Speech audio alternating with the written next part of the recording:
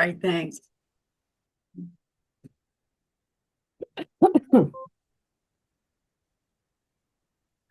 Well, greetings to all of you who have joined us today. I know this a different time than not a different time, but a different week than we normally have our webinars. And, we wanted to celebrate our veterans last week. And so we transferred this webinar to today instead. And we appreciate you are able to join us if you can.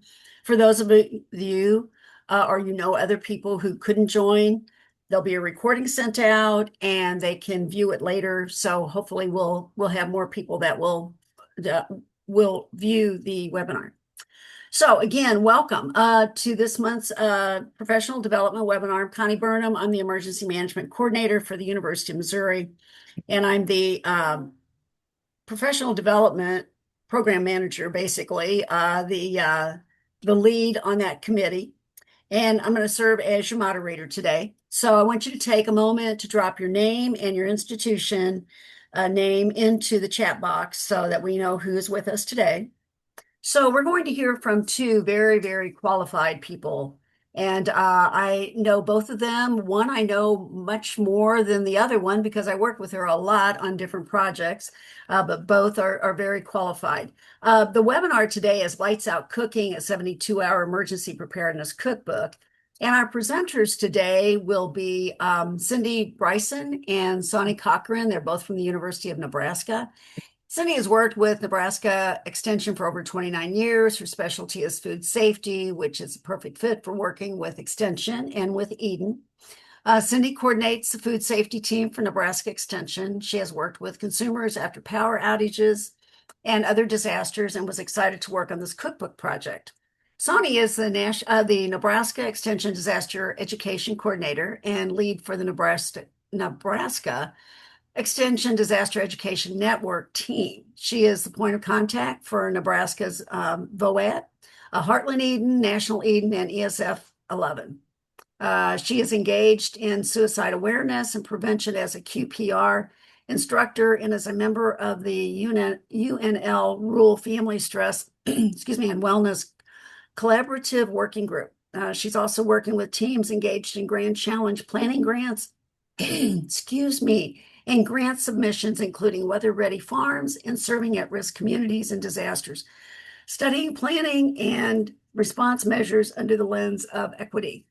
So anyway, as you can tell by just the description of what they do, that they are very well qualified.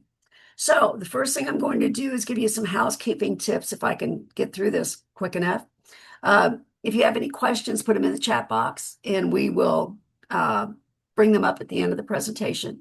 The evaluation survey link is in the chat box. Please complete that. You all know better than I do how important these evaluations are for not only this program, but certainly for their evaluation information that they need to report to their state. So it's being recorded today and it will be mailed out and posted to Connect Extension, the Eden subgroup, and the Eden U group, YouTube group within a day or two. And it will also have the evaluation link in it. So now, without further ado, I'm going to turn this over to our two presenters. Thank you again for presenting for us today. I know it takes time to put these things together, and I so appreciate it as well as the committee. Well, thank you for having me and for having Soni. This is something we've been working on for a while. We're pretty passionate about it, and we've already had to use it, so it's a good thing. So the history, to start out with where this came from, Texas A&M has a wonderful document. It's Dinner Tonight Emergency Preparedness Cookbook, and Soni had seen it, and we got a copy of it, and we kind of looked over and thought it was a really great idea. And so Soni talked to Texas A&M and said, can we create something that's like this? And she got the okay. So we adapted, with their permission, we adapted our cookbook. So our cookbook is very It's very useful anywhere. We tried to make it somewhat Nebraska specific, but again, it's very useful anywhere. We've had so many severe storms and tornadoes and floods and fires and all, depending upon where you live in the state, it could be any type of disaster or power stations blow up or like Soni was talking about before you came in during the fair last year. Our power went out and we were doing fair entries in the dark with our flashlights and with our weather radio because it was 100 degrees. It had nothing to do with disaster. It was just too hot and it blew the transformer. So we've created this cookbook. It's just got simple, nutritious meals and ideas. You don't need electricity to put together the recipes that we have included. And it talks a great deal about, what is safe to keep, what is safe to, what do you need to throw away? How soon do you need to throw it away? That's something that we get consumer questions about frequently whenever there's a power outage. There was a storm in 97. We got 2,000 phone calls the first week, people just wanting to know what to keep and what to throw away. So this again, we're hoping that this training that we've created and this cookbook makes people more confident in being able to handle their emergencies. Our cookbook was created with programming dollars. We used most of it. It was for printing and for our pilot studies. We had an incredible Vista volunteer who created the design of the cookbook and who translated it. She did phenomenal. We would have had to have spent many thousands of dollars if we hadn't had her. She was great. And sadly, we learned through numerous printings what we wanted and what we didn't want. So our cookbook stands up. It's made with very, very heavy duty cardstock. It has a spiral on the top. It stands up so you can actually keep it open on your counter just like a cookbook. What we did once the cookbook was finished is we sent it to every county in the state of Nebraska. All 93 counties have a copy of the cookbook with the information and how to use it. We encourage people to use it for programming, and we'll go into the programming here in a little while. But we also encourage every person who's in extension in Nebraska to utilize the book from the standpoint of you're teaching a SNAP class. Let's talk a little bit about, hey, the winter's coming. Let's grab a couple extra cans of tuna or chicken. We're talking to beef producers. The winter storms, what are you going to do if the power is out? You need to take care of your animals. You need to take care of yourself too. It's also a resource not only for our faculty, but our staff, our office managers who get lots of phone calls in small rural counties. They're it and one educator. If the educator's not there, they can open up the cookbook and say, it says you should throw this away after so many hours. We did a statewide training via Zoom for the entire state of Nebraska for extension.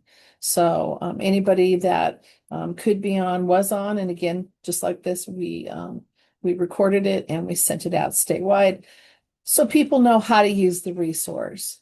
We've also we did professional development training specifically with our food, nutrition, and health educators because those are the people on the front lines that are working with people that are going to get the calls. So when adapting this cookbook, we found a lot of research, and it demonstrated that people who are prepared for disasters do better.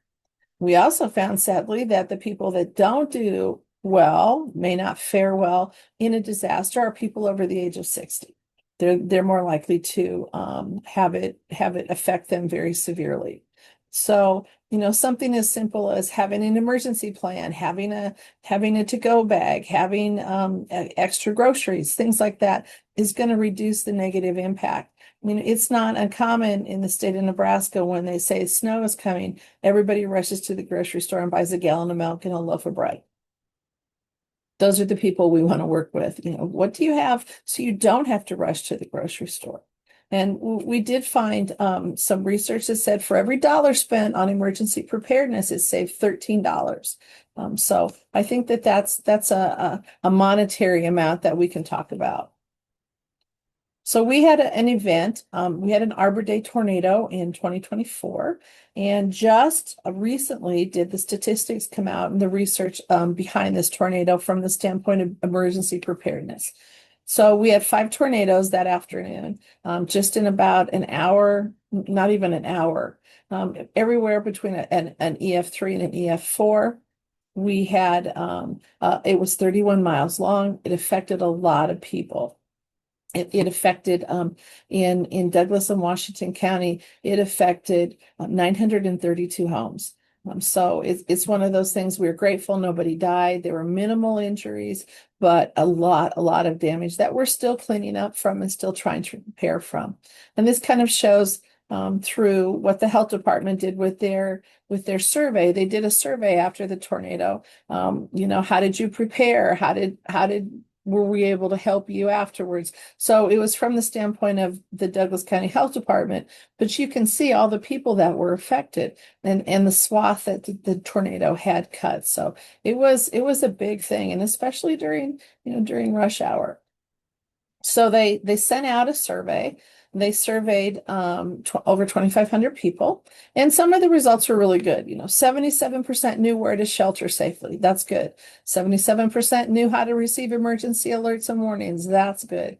61% knew how to contact family members if not together. So if mom and dad had their kids were still at school, did they have a way to get a hold of them to find out if they were okay? This is a little concerning. 40% only knew how to get copies of important documents that they might have needed after the disaster, after the tornado. The other one that we talk about a lot, and is something that, Soni and I have talked about at great length. 29% of the people in Douglas and Washington County had an exit route for evacuation. If they had to evacuate at a moment's notice, only 29% knew where they would go. That's not very good. 15% had an emergency kit, and their emergency kit consisted of a flashlight. And only 34% of that 15% used them. So, something as simple. We spend a great deal of time talking to people about, do you at least have a flashlight? Do you have a blanket? What do you have? Do you have batteries in the flashlight?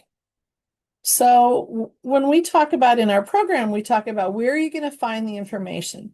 One of the groups that we try to reach, and you'll see this in a few minutes, one of the groups we try to reach are people that are new to Nebraska. It might be people we have a huge immigrant population. Where do you receive, if you're brand new to a state, where do you look for your information for tornado warnings?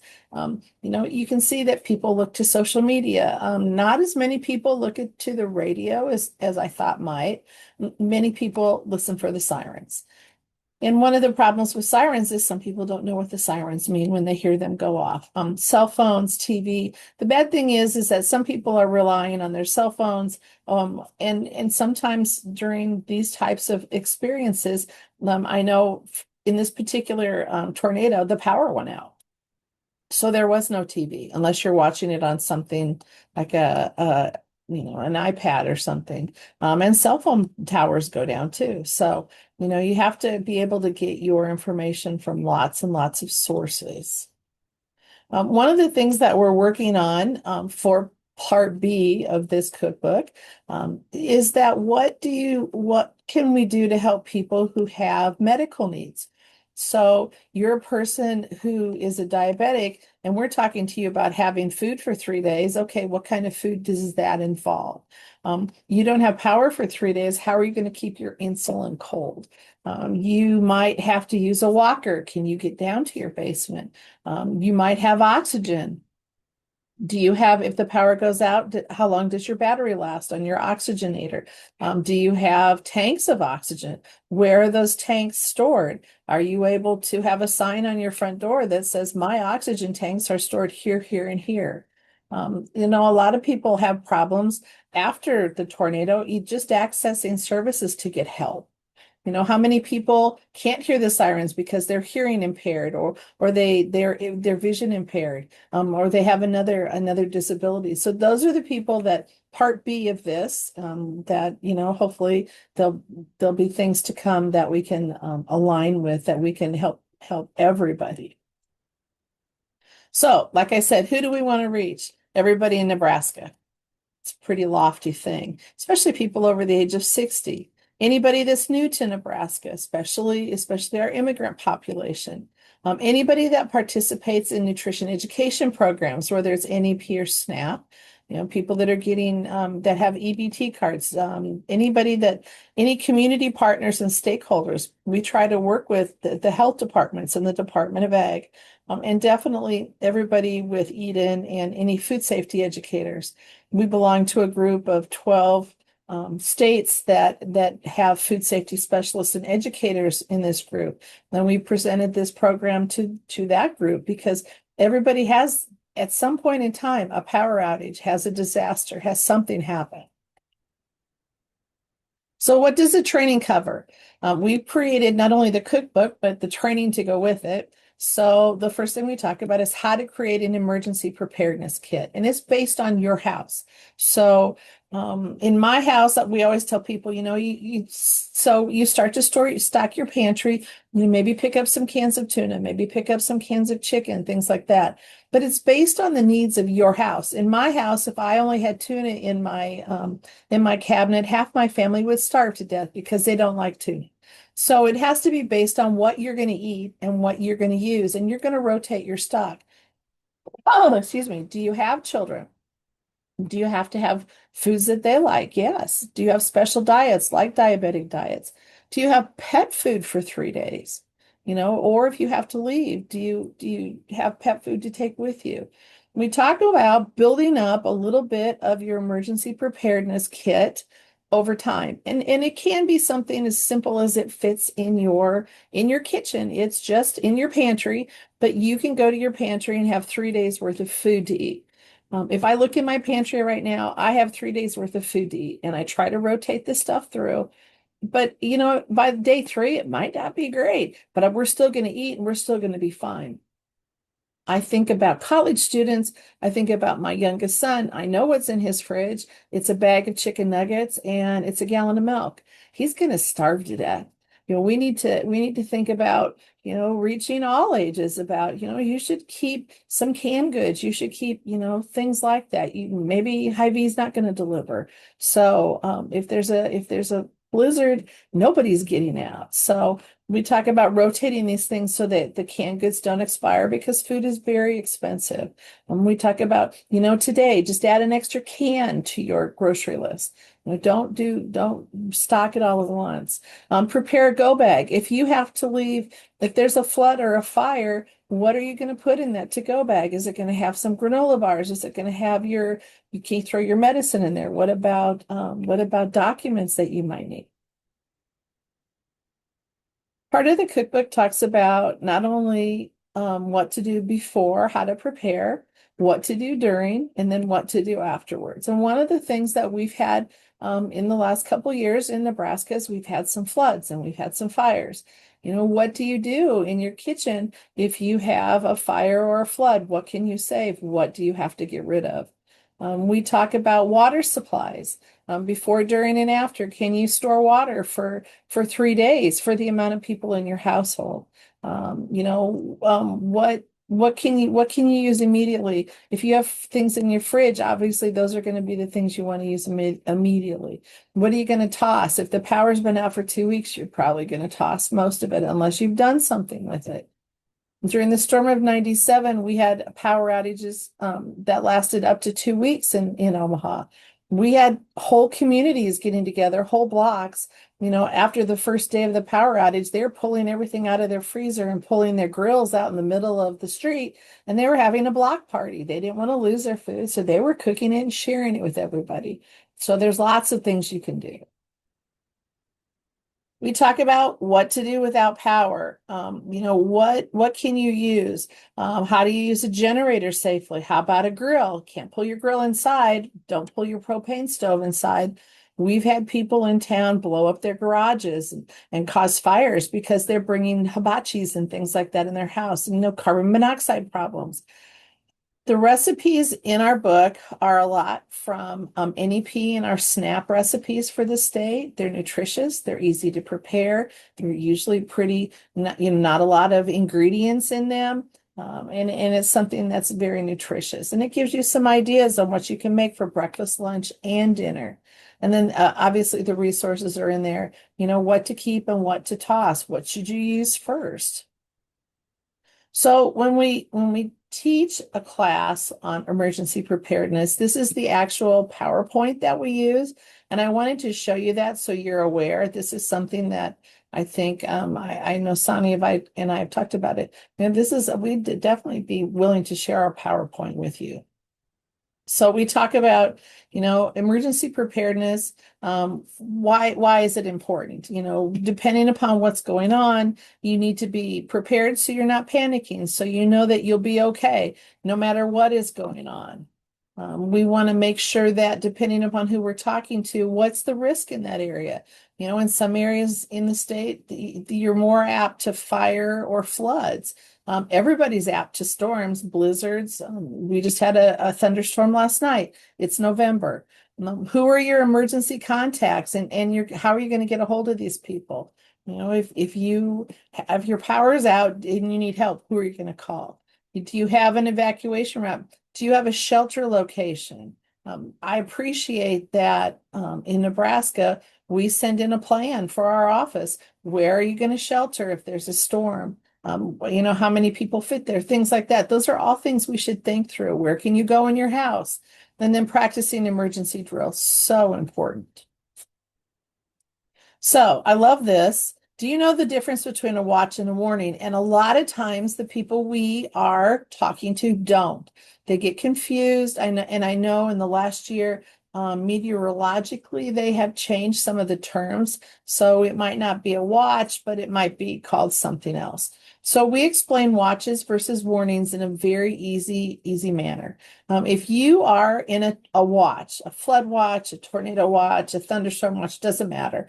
If you're in a watch, if you're thinking about making tacos. So you have all the ingredients to make tacos, but you're not making tacos yet. So that's a watch, having the ingredients to make the tacos. When there's a warning, you're making tacos. So the warning is you have to act on it. When you are making tacos, you're making them and you're having them now. It's something that you have to deal with now. It's not something you can say, well, in 5 minutes. No, a warning is something that you need to take very, very seriously. One of the things we found with working with local health departments and some of our in-need communities is that a lot of people didn't understand the different types of sirens that were out there. And they weren't quite sure what to do depending upon the type of siren. So in our programming, we actually put the 3 types of sirens in, which I thought was kind of cool. But what does a tornado siren sound like? What's a fire truck sound like? What about an ambulance? And I'm just going to play one. Oh, and then it didn't play. There it goes.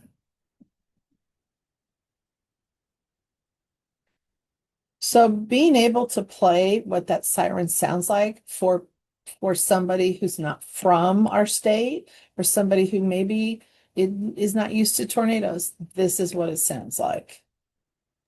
I We think talk about, go ahead. Cindy, real Yes. quick, and I think for many of our rural communities, we have volunteer fire departments. And then when you hear the sirens going off for the volunteer fire department, it's a completely different sound where people that aren't from this area don't understand what that is compared to like a tornado or siren for a storm. So we found that really fascinating from folks that was a big challenge for people in our communities. Thanks, Cindy. Let you go. Oh, no, thank you. So what's in your emergency kit? So we talk to people about water. We talk to people about non-perishable foods, canned goods. One of the biggest misnomers and myths that people have is that canned food is not as nutritious as fresh, but canned food is just as nutritious and can be more nutritious than food that sits in your fridge for a while. So do you have non-perishable food for 3 days? Do you have a flashlight? Do they have batteries in it that work? Where are these flashlights? Do you know where they're at? Do you have a first aid kit in case somebody gets hurt? Where are your important documents? Are they at the bank? Do you have important documents like birth certificates and things like that at home? If you do, are they in a waterproof container in case, in most storms, there's water involved, whether it be a tornado or a fire or a flood. And what about personal hygiene and sanitation supplies? Do you have medicine for 3 days? If you have to clean up, do you have bleach? What do you have? So we talk about putting together an emergency kit. One of the things we talk about is where do you go for your local alerts? Are you watching TV? Do you have a radio station that you can listen to? Do you get it on your phone? And we talked to people when we went out to the state fair this year. One of the things we brought out was a battery operated or hand crank radio. And this is actually a weather radio. It has a flashlight on it. It's kind of one of those all-in-one things. Do you have something like that so you can listen to the weather? People always say, well, I'll get it on my phone. And when I work with restaurant managers, it's like, that's all fine and good until the cell towers go down and then you're not getting anything. You need a radio. Are you following somebody on social media? Is a radio station or something on social media? So you need to know the emergency contacts to get a hold of all the people in your area and where to listen for the information. We talk about evacuation orders. It's not uncommon for people to get, a 10, 15-minute warning in our area. Hey, the river's broken its banks and you need to get out of here now. So hopefully you grab your family and your pets and your to-go bag and you get out of there. Where are you going to go? You need to know where the nearest shelters are. And you can hear that kind of information on the TV and the radio. Hey, we've set up shelters at the local high school. We've set up shelters at the local Red Cross. And if you have time to check on your elderly neighbors or maybe neighbors with special needs. So every person in your family should have a role. We in our household, we make sure we have flashlights. Everybody has their own flashlight. Every bedroom has a flashlight. Our kitchen has a flashlight. Downstairs where we go in our shelter, if we have a flashlight. We make sure we have flashlights and they have batteries in them and that they work. We talk to our kids when they were little. If there's a fire, everybody goes out to the mailbox and you wait till the firemen come. You just stay there until mom and dad get there. Now that our kids are older, they still know, you need to get out, grab your siblings, grab the pets, and get out. Keep your emergency contacts easily accessible. Who are you going to call if there is a problem and you need some help? Children need to know how to call 911. Schools do a pretty good job of teaching that, but reiterating that with your kid and that it's okay to do that is fine. And again, have a backup location to reunite if separated. If something happens at school, we will find you. You stay safe with your teacher or whatever. And then is there a family member or friend who can be your out of area contact? If you have to send somebody to the local school, you can't do it. Who can you send to go pick up your children?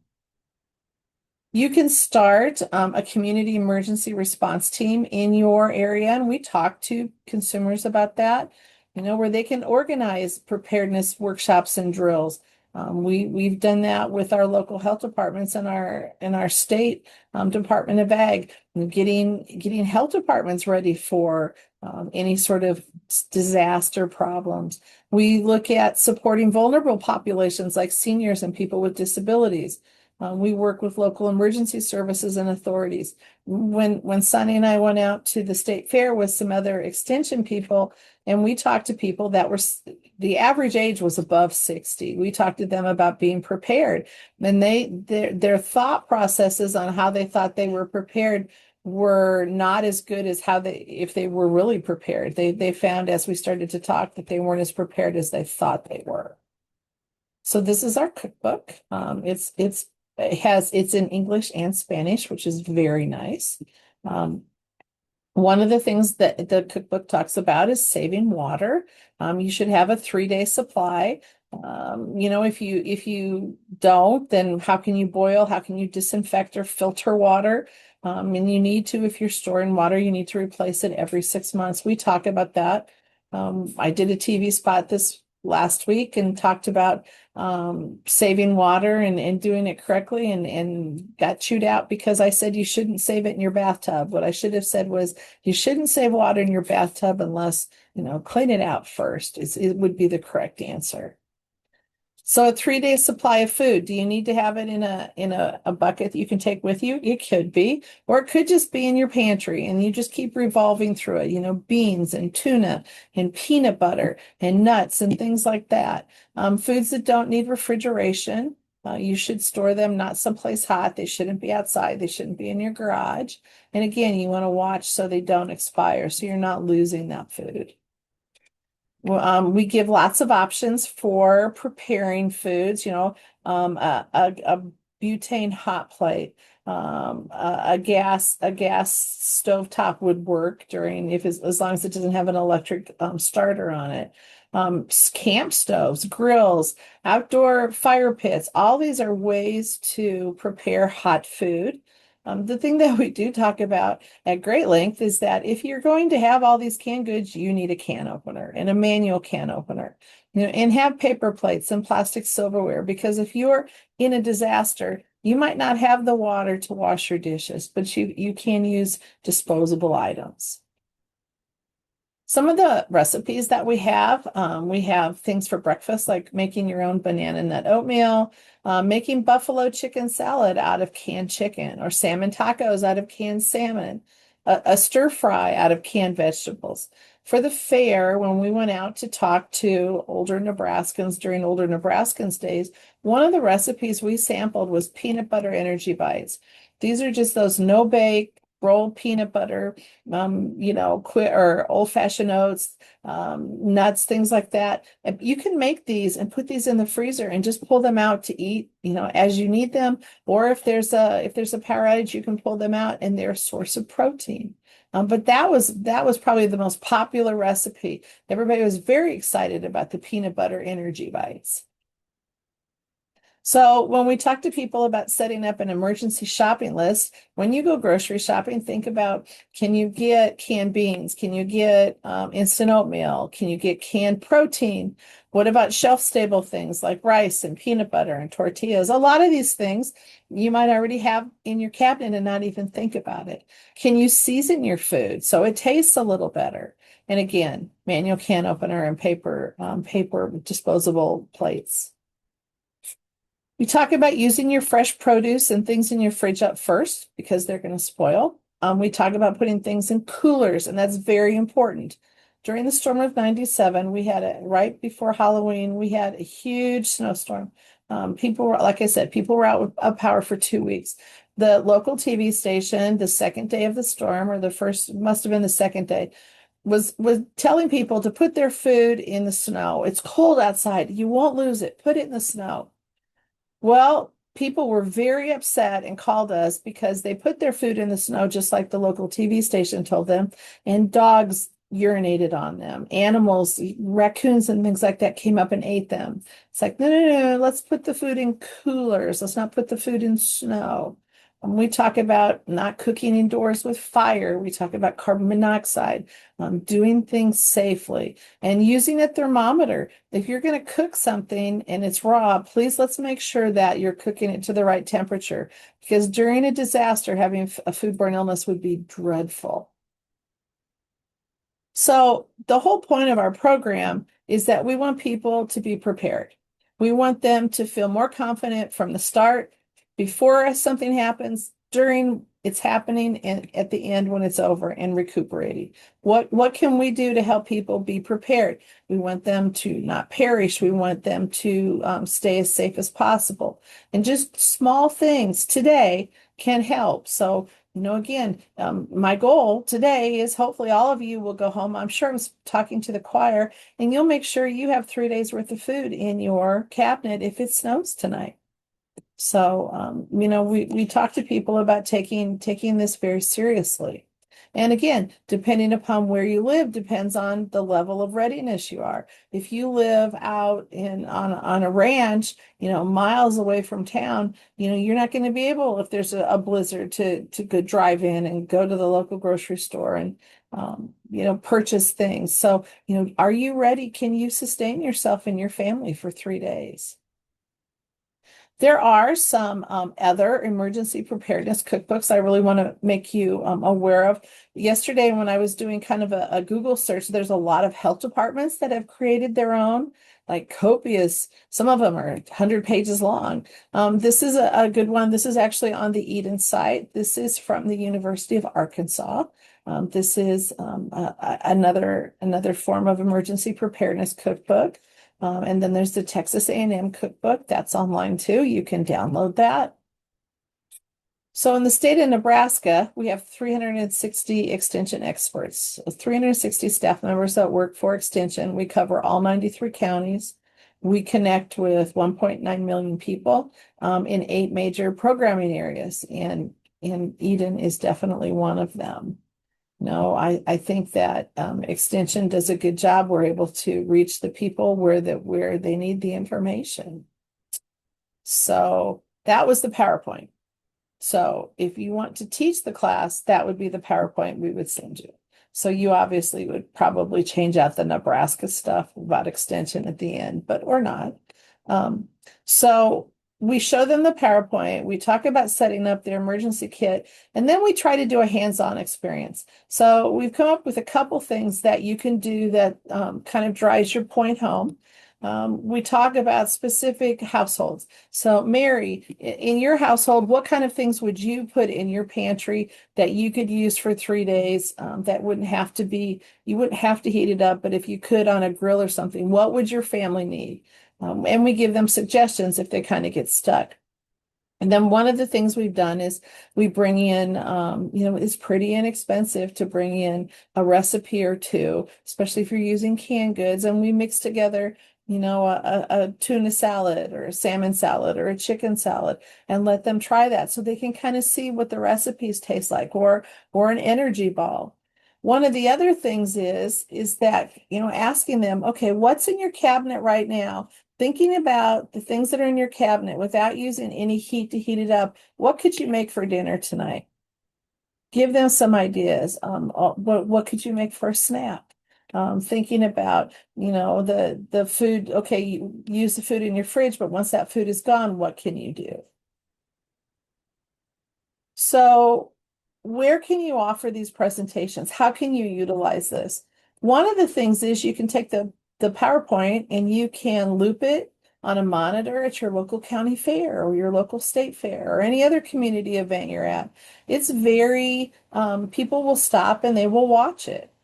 Like I said, we did do live demonstrations at our Nebraska State Fair, and we had a booth also for older Nebraskans days. And we had a lot of people stop, and they were very interested, and they sat and they listened to our presentation.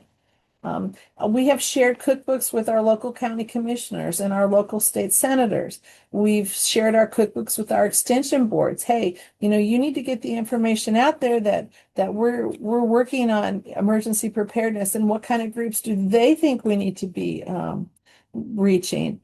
We talk to our partners and our stakeholder groups, the community organizations, anybody that's active in disaster management. We try to talk to them about this and what we can offer.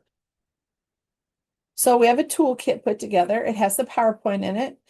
For those of you in extension, it has the big important part is pairs. If you don't have impact, it doesn't happen. So we actually have pairs evaluations that we can send out, that you can print off paper evaluations and put in pairs.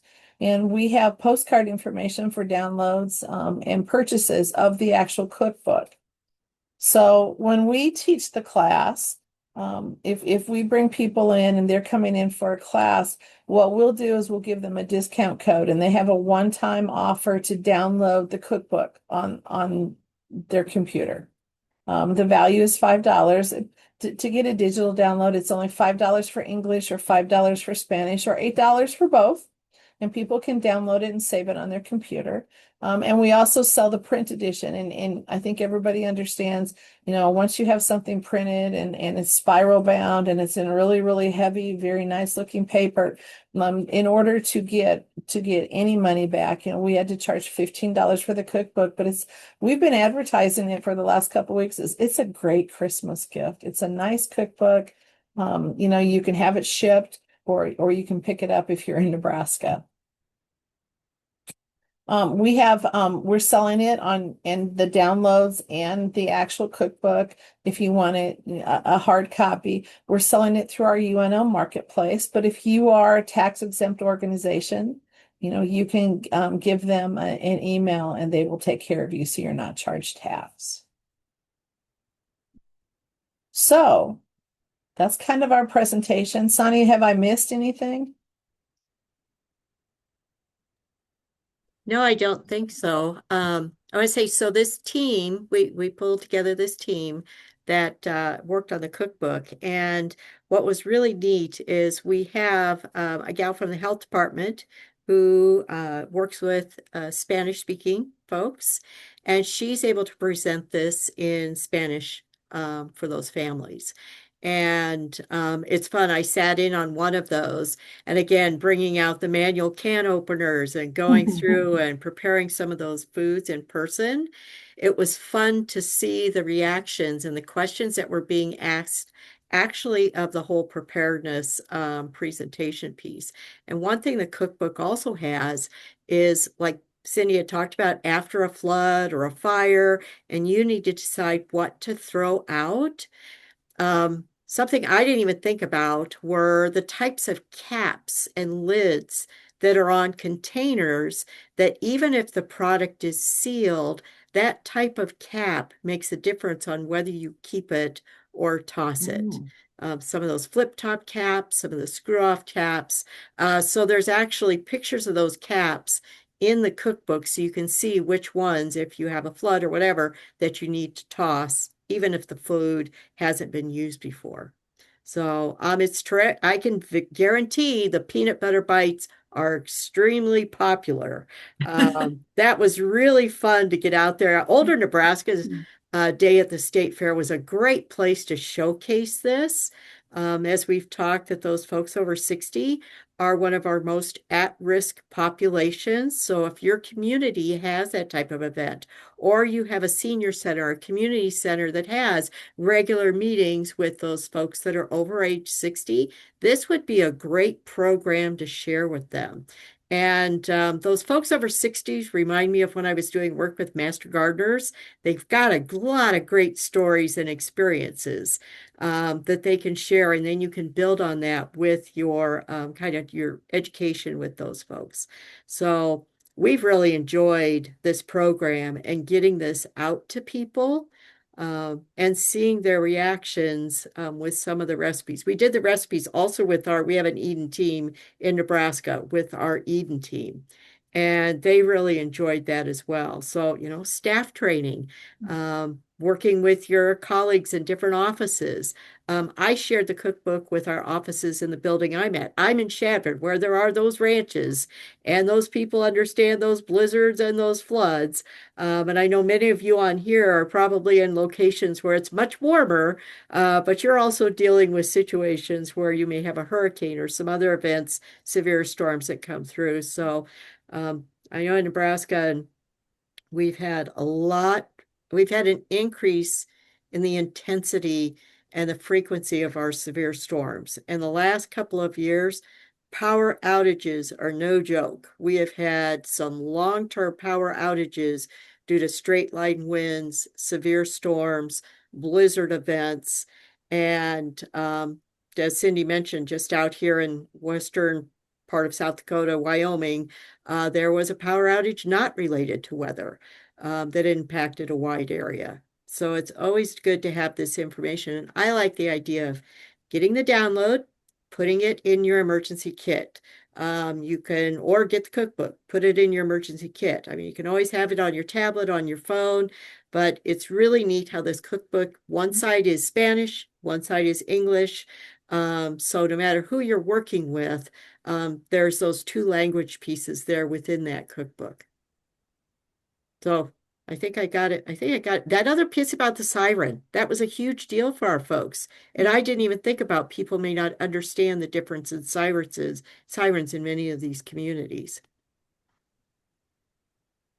I like the comment in the chat box, Chase. Thank you. People in the South like to be prepared for milk sandwiches also, regardless of the potential. I like that. So we have a question. What are some suggestions for storing medicine that needs to be refrigerated during a power outage? We were just talking about that. Having small coolers available, a cooler, having storing freezies in your freezer at any given time. So if you have to store your medicine, you can pull it out, put it in a small cooler, and you can keep it cold. You don't have a freezy, don't buy a freezy, but you have an old pop bottle, fill it 3/4 of the way full, clean it out, fill it, and freeze it. So when the power goes out, you can pull it out and you can use it in a small cooler to keep that medicine, the insulin, or I know some antibiotics, things like that, you need to keep cold. I think, Cindy, that goes into two, kind of staying ahead of what the weather or whatever situations are going on. So you can take those little free, that's what I do is I watch the weather. If I see there might be a risk, then I take out the those little what you call freezies, those little packs, and I put things in the freezer. I ready myself. I empty ice cube trees into a bag and I quickly freeze more ice cubes, or I know people go down and get ice, and that isn't always possible if you can't get there. But I try and like with the water bottles with some water in it to freeze. If I had some medications that had to be chilled, I would make sure I did that. That would be a priority for me with medications. Having ice in your freezer will keep your foods safer longer. So I can remember when I was a kid, my mom would put water in old ice cream buckets with a lid on it, put it in the freezer. And if the power went out, it helped keep that food cold longer. But yeah, that's a suggestion. If you have any other suggestions, we'd love to hear them because that's kind of the part that we'd really like to ramp up. Yeah, that was something we just talked about this week with some of these medical conditions people have, and how can we build on this to support those folks because they're going to have questions and they're going to ask Cindy, what do I do? I'm a diabetic. What kind of recipes can I use? And what should I watch for to store in my pantry? Well, we were talking about oxygen. My mom was on oxygen before she died, and we were at a hotel, and I was carrying one of her oxygen tanks out, and I dropped it outside the hotel, and the top came off the oxygen, and the tank spun. Like, oh, it was dreadful. People ran. It was not good.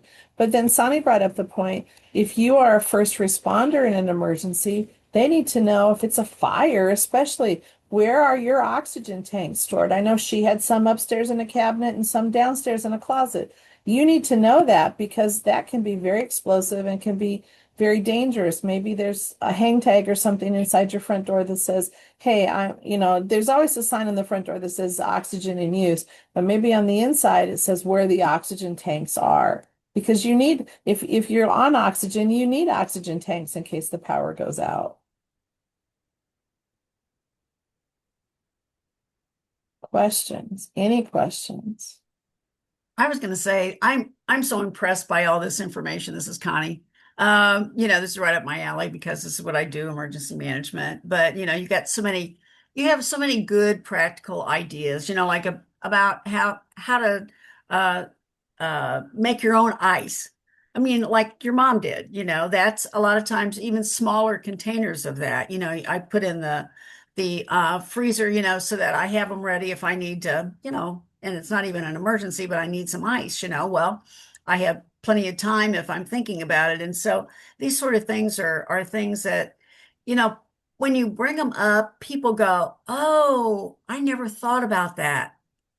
But then when they start thinking about it, they think, "Oh, yeah, I could do that, or I need to do this." And, the more that we talk to people about those sort of things, we encourage them to talk to other people like their kids and even grandkids. And, people that may not have any kind of connection to us or this information any other way. So anyway, it's been great. The one thing that I think is vitally important, I always tell people, have a whistle. You know, whistles are so important. I know that people go, well, why would I need a whistle? But you know, if you're stuck somewhere and people are trying to find you, even in your home, if there's a tornado and people are trying to find you, having a whistle. I know that you think, well, cell phones, everybody thinks a cell phone's going to save their life. Well, in many cases it will, but in some it might not. So anyway, I suggest a whistle, which is pretty common, you know, to have something like that and pretty simple and pretty inexpensive. So Yep. We talk. Yeah. Go ahead, Go ahead, Cindy. Sonny. Oh no, I was gonna say I have my whistle. I have my there you whistle, my go. car, my packs. I give my kids whistle. I Mhm. apologize. My grandkids have whistles. Um, we just have to talk about when to use them and what they're for. So Well, we talk a great deal about can openers. And I know depending upon, and I say this with all, I have children this age, kids in their 20s. So if you'll notice recently, if you've been to a grocery store, a lot of your canned goods come with pop tops now. Why Mhm. that is because kids in their 20s, early 30s don't understand how to use a can opener. We did a class with some college age students a while back, and I handed one of the students a can opener and some cans. I said, "Can you open these cans for me while I'm doing this?" And she said, "Sure." And she came back a few minutes later and handed me the can opener. I said, "What's wrong?" She goes, "I don't know how to use this." So after channeling my inner mom, it's like you're going to die if the power goes out. We need to get this under control now. So just, just having them demonstrate how a can opener works. If you've always used an electric can opener or you've never opened a can, now's the time to learn because it's important. I Yeah, good think ideas and good tricks. Anybody else have any questions or comments? I think the other thing in the cookbook that I found fascinating is there's the what to use first. So the difference between using a roast, having a frozen roast compared to, a flat, I don't know, flat piece of hamburger or something, or some shaved turkey, what to use first in your freezer, what can stay in there a little bit longer. That's in the cookbook as well. And I really Oh, appreciate that. That's a great resource. That's why we talk about being able to use this with our office managers so they can answer some of those questions because we get so many when there's these power outages. you know, I think it's a great idea. We've got another question. We need to teach how to light a wooden match. Bob, I agree with you, but here, let's go one step further. I have matches at my house. Do people have matches? Do they know how to? Yeah, you're right. Do they know how to use them? That's something I never thought about. I just wrote it down under whistle for additions. Um, We could probably go on all day long about other things to put into that cookbook or for people to understand and think about. Remember, the evaluation should be in the chat, and I haven't looked, so I think it was at the very top. Here, let's I look. just put it in there, Connie. Okay, good. All right. So make sure that you complete that because they really need to have some feedback on their webinar, their presentation. It was a great webinar today. Thank you so much. I mean, we appreciate it. Is there anything else so that anybody else wants to mention? Any closing comments by Cindy or Soni that you might have? we're here to help. So if you'd like to use the PowerPoint, please let us know. I mean, we developed it with the understanding Mhm. we'd be sharing it. Okay. Well, thank you. That's Extension's way, you know. That we share what we have and then if somebody wants to add something to it or as they think, you know, we don't need this, but we need this, that's okay too. But anyway, it's a great basis for a beginning PowerPoint for people to use. So anyway, Yep, anything else, definitely. Sonny, from you? Just a Vince Lombardi quote that preparedness is the ultimate confidence builder. So we can go with Vince. I agree. I think we can all agree with that. Okay, so folks, that'll be, I think, the end of the webinar for today. But again, you'll be getting the recording so you can review it again, pass it on to other people so that they, can enjoy the information that's in here. And then again, if you haven't done the evaluation, make sure you do that either now or when you get the recording, because we do need those. So anyway, thank you so much. And if there's ever a time that you want to also present, please contact the professional development committee, and we are always open for more people and more great ideas, because something like this, I think, is really, really important for people to understand. So again, thank you guys. Happy Thanksgiving. Thank you. Thank Thanks, you. everyone. Happy Thanksgiving. Thank you.